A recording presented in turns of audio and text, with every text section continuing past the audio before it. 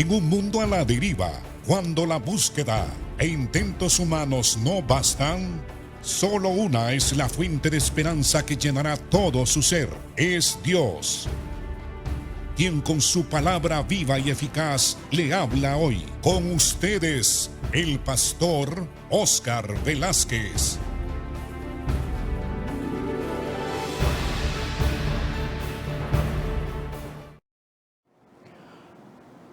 Los saludo en el nombre del Señor Jesucristo. A todos los hermanos, a todos los amigos que están escuchando estas enseñanzas y viéndolas en su televisor. Estamos estudiando el libro de Romanos y hemos entrado al capítulo 8. Y en el capítulo 7, Pablo, en las últimas palabras que escribe en este capítulo, él dice: miserable hombre de mí, ¿quién me librará del cuerpo de esta muerte? Refiriéndose al pecado que se manifiesta en la vida del creyente, porque aún nosotros tenemos en nosotros mismos la tendencia del pecado que la Biblia le llama carne o naturaleza caída, naturaleza pecaminosa. Entonces, Pablo en el capítulo 8 nos explica, nos enseña a nosotros, los cristianos, que nosotros hemos sido ya librados por el Espíritu Santo, hemos sido librados del poder del pecado y del poder de la naturaleza pecaminosa que se manifiesta en nuestras vidas. Y luego Pablo trata de explicarnos los dos métodos para restringir el mal en el mundo y en el ser humano caído. Pablo dice en el versículo 3, porque lo que era imposible para la ley, por cuanto la ley era débil, a causa de que la ley fue dada para que el hombre conociera la verdad, la justicia y la santidad y el propósito de Dios y la voluntad de Dios. La ley, dice Pablo, es santa, es justa y también es buena. La ley representa la justicia divina, lo que Dios quiere que nosotros hagamos. Es una forma de vida, sujetos a los principios de la ley, los principios de conducta, los principios de justicia y de santidad. Pero la ley no cumplió ese propósito a cabalidad, porque el hombre es pecador, porque el hombre tiene una naturaleza pecadora. El hombre ya nació con la tendencia del pecado. Entonces le era imposible a la ley poder cumplir el propósito por la cual la ley fue dada al ser humano allí en el monte de Sinaí. De ahí se derivan otras leyes, las leyes que regían la conducta del pueblo de Dios con sus semejantes. Y de ahí, de la ley de Dios, de la ley moral de Dios, se derivan todas las leyes que existen en todos los países y en todas las culturas que hay en este mundo.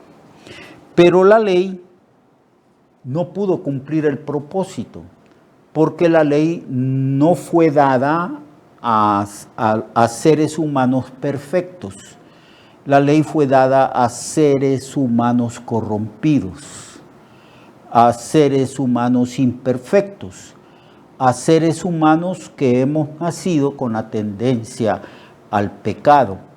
Hemos nacido en el pecado. Así que hemos heredado de Adán, la tendencia al pecado, porque Adán fue creado de una manera perfecta, a imagen y semejanza de Dios, pero él pecó. Y al pecar, él desperfeccionó su propia naturaleza. Y cuando Adán empezó a tener hijos, los hijos nacieron ya con esa imperfección, con esa naturaleza corrompida que induce a toda la raza humana al pecado. Y la ley fue dada precisamente a esa humanidad caída. Y la ley representa la voluntad y la justicia de Dios si los hombres han quebrantado o hemos quebrantado esos mandamientos, uno por uno, varias veces. Entonces, Pablo dice en el versículo 3, hermanos, porque lo que era imposible por la ley, por cuanto era débil por la carne, o sea, por la naturaleza pecaminosa, Dios entonces resuelve el problema moral del ser humano. Entonces Dios decide enviar a su Hijo Jesucristo al mundo. Dice aquí, Dios enviando a su Hijo en semejanza de carne de pecado, o sea, en semejanza del ser humano.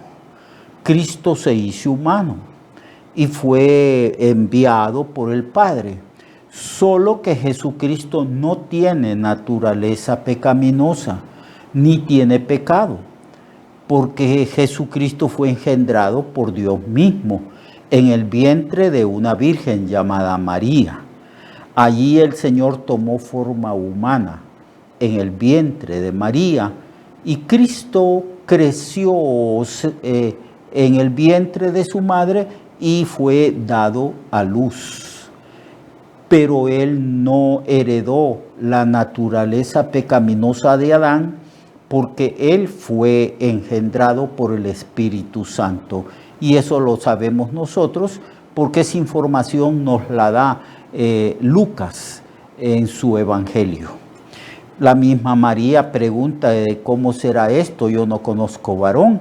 Y el ángel le dice, el poder del Altísimo hará sombra sobre ti.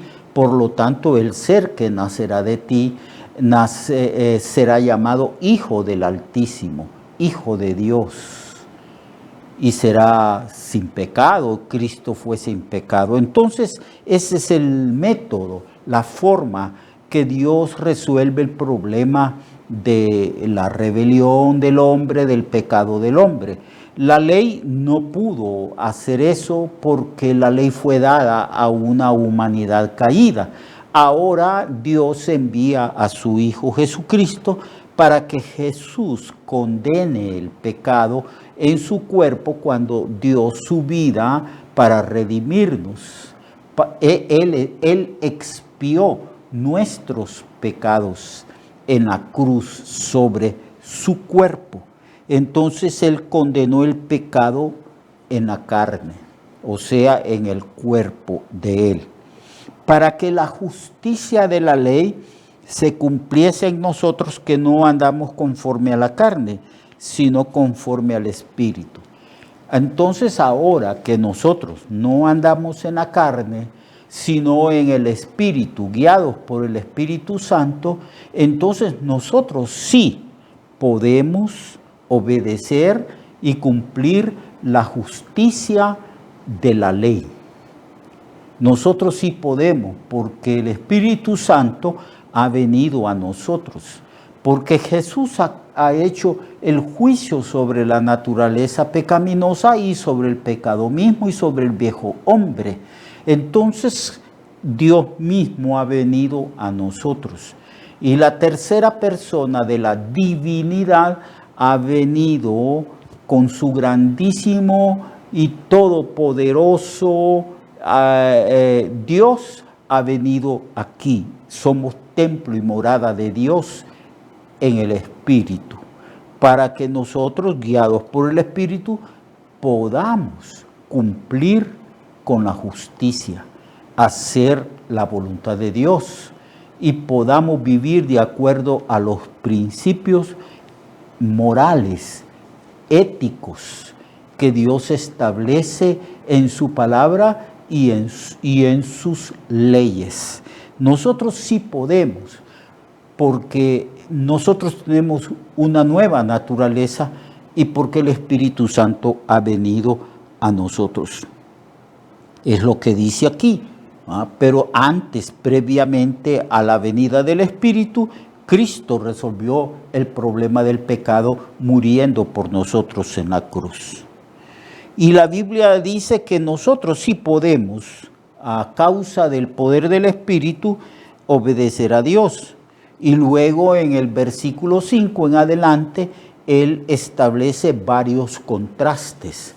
Los que viven en la carne, que son los inconversos, y los que viven en el Espíritu, que somos nosotros, los creyentes. Y establece contrastes y para enseñarnos que nosotros somos un pueblo diferente, una nueva creación que no hemos heredado naturaleza pecaminosa, porque lo que éramos, lo que fuimos, es lo que esa naturaleza, esa creación de Adán, heredó la naturaleza pecaminosa. Entonces el verso 5 en adelante dice, porque los que son de la carne, refiriéndose a los no cristianos, piensan en las cosas de la carne, pero los que son del Espíritu en las cosas del Espíritu. Porque el ocuparse de la carne, la palabra carne aquí quiere decir ocuparse de hacer o cumplir con los designios de la naturaleza pecaminosa es muerte, pero ocuparse del Espíritu es vida y paz, por cuanto los designios de la carne son enemistad contra Dios, porque no se sujetan a la ley de Dios, ni tampoco pueden. Y los que viven según la carne no pueden agradar a Dios. Ningún ser humano que no haya recibido a Cristo puede agradar a Dios. No puede, ni tampoco quiere. Viven en la carne satisfaciendo los deseos de su propia naturaleza caída. Como dice la Biblia, sin Dios viven. Sin Dios, sin justicia, sin santidad, sin vida. Así declara las Sagradas Escrituras que viven los seres humanos, sin Dios, sin fe y sin ninguna esperanza. Están bajo el poder del enemigo y bajo el poder del pecado. Entonces, ocuparse de la carne es muerte, pero ocuparse del Espíritu es vida y paz. Así que los designios de la carne no se pueden sujetar a la voluntad del Señor. Así vivíamos nosotros. Para entender este texto solamente tenemos que reflexionar de cómo era nuestra vida. Una vida corrompida, una vida esclavizada en el pecado. Teníamos un corazón centrado en nosotros mismos, egoístas, y no hacíamos la voluntad del Señor. Verso 9, mas vosotros, dice Pablo refiriéndose a los cristianos, dice, mas vosotros no vivís según la carne, sino según el Espíritu, si es que el Espíritu de Dios mora en vosotros. Si alguno no tiene el Espíritu de Cristo, no es de él. Toda persona que ha recibido a Cristo ha nacido de nuevo y por el Espíritu ha sido regenerado, y el Espíritu nos ha hecho nuevas criaturas, y el Espíritu ha venido a morar en nosotros para guiarnos, para instruirnos, para capacitarnos en la vida cristiana. Y el deber de nosotros es vivir según el Espíritu, no según la carne. Recuerde usted, amado hermano, que nosotros, todos los cristianos que actualmente hay en el mundo y los que han habido y los que vendrán en el futuro, todos nosotros tenemos una nueva naturaleza y todos podemos vivir de acuerdo a la voluntad de Dios, practicando la justicia, de Dios. Entonces todos somos cristianos y todos los que hemos recibido a Cristo somos morada de Dios en espíritu. Pablo dice que si alguno pretende ser cristiano y puede estar entre nosotros, pero si no tiene el espíritu, no pertenece a Cristo. Lo que determina como una señal, como una marca de que verdaderamente somos hijos de Dios, es que hemos nacido de nuevo y que somos morada de Dios en el Espíritu. Así que Pablo dice que si alguno no tiene el Espíritu de Cristo, no es de él. Pero si Cristo está en vosotros, el cuerpo en verdad está muerto a causa del pecado, mas el Espíritu vive a causa de justicia. Lo que está diciendo aquí Pablo es que este cuerpo de carne, de huesos, este cuerpo está sujeto todavía a la maldición de la muerte, porque está establecido por Dios que el hombre muera una vez y después de esto el juicio. Entonces, a causa del pecado, nuestro cuerpo es un cuerpo de muerte, un cuerpo sujeto a la muerte, un cuerpo que se va deteriorando a medida de que pasan los años. Las canas nos salen, el pelo se nos cae, la piel se nos arruga y padecemos de una serie de enfermedades propias del deterioro del cuerpo a causa del pecado. Así lo dice. Pero si Cristo está en vosotros, el cuerpo en verdad está muerto a causa del pecado, mas el espíritu humano está continuamente siendo vivificado por el Espíritu Santo. Y aún este cuerpo, envejecido y sujeto a debilidades, a achaques, Dios nos da la fuerza necesaria para que este cuerpo también sea vivificado y podamos cumplir el propósito de Dios hasta el día de nuestra muerte, hasta el día en que el Señor nos llame a su presencia. Verso 11, y si el espíritu de aquel que levantó de los muertos a Jesús mora en vosotros, el que levantó de los muertos a Cristo Jesús, vivificará también vuestros cuerpos mortales por su espíritu que mora en vosotros. Sí, el Espíritu Santo nos levantará de la tumba y tendremos ya no un cuerpo sujeto a la muerte, sino un cuerpo eterno, glorificado, espiritual, apto para vivir eternamente. Pero también en el tiempo presente, el Espíritu Santo nos da la fuerza, nos vivifica, nos sana nuestro cuerpo, nos fortalece el Espíritu Santo para que nosotros podamos vivir para la gloria y el honor de nuestro Dios. Eso es lo que hace el Espíritu. Así que, verso 12, Pablo aborda el tema como lo ha estado abordando sobre la santidad y que es un deber. Verso 12 del capítulo 8. Así que, hermanos deudores, somos no a la carne, para que vivamos la carne, sino al Espíritu. Nada le debemos a la carne, nada, porque el pecado lo que paga es la muerte. Así que Pablo declara, ¿por qué vamos a vivir en el pecado? ¿Por qué vamos a vivir satisfaciendo los deseos de la naturaleza pecaminosa? Nosotros no somos deudores a la carne. Todo lo contrario, somos deudores de Cristo, que murió por nosotros, que nos redimió y que nos dio la capacidad para que nosotros podamos vivir en santidad, en justicia y en obediencia al Señor.